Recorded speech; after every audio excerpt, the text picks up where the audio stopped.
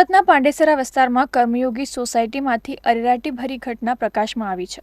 એક મકાનમાંથી અત્યંત દુર્ગંધ આવતા સ્થાનિક લોકોને કંઈક અજુગતું બન્યું હોવાની આશંકા જન્મી હતી અને તેઓએ રૂમના માલિકને જાણ કરી હતી અને પાંડેસરા પોલીસને આ અંગે માહિતી આપવામાં આવી હતી। તેથી પોલીસે દોડી આવીને રૂમનો દરવાજો ખોલીને તપાસ કરતા એક મહિલાની લાશ મળી આવતા પોલીસ પણ ચોંકી ઉઠી હતી।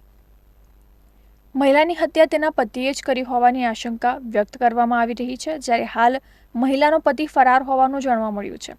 પોલીસે મહિલાના મૃતદેહને પોસ્ટમોર્ટમ અર્થે ખસેડીને તેની હત્યા પાછળનું કારણ જાણવા સહિત તેના પતિની શોધખોળ માટેના ચક્રો ગતિમાન કર્યા છે। ઉલ્લેખનીય છે કે સુરતમાં હત્યા, આત્મહત્યા સહિતના ગંભીર ગુનાઓની ઘટનામાં ચિંતાજનક વધારો થઈ રહ્યો છે। જાણવા મળ્યા મુજબ માત્ર વિત્યા 24 કલાકમાં 4 લોકોએ આપઘાત કરીને જીવન ટૂંકાવ્યું હતું, ત્યારે વધી રહેલી ગંભીર ઘટનાઓએ લોકોમાં ચિંતાનો માહોલ સર્જી દીધો છે। 3 દિવસ અગાઉ તેમનું મૃત્યુ થયાનું પ્રાથમિક રીતે જણાય છે। ડેડ બોડી ઘણી ડિકમ્પોઝ છે।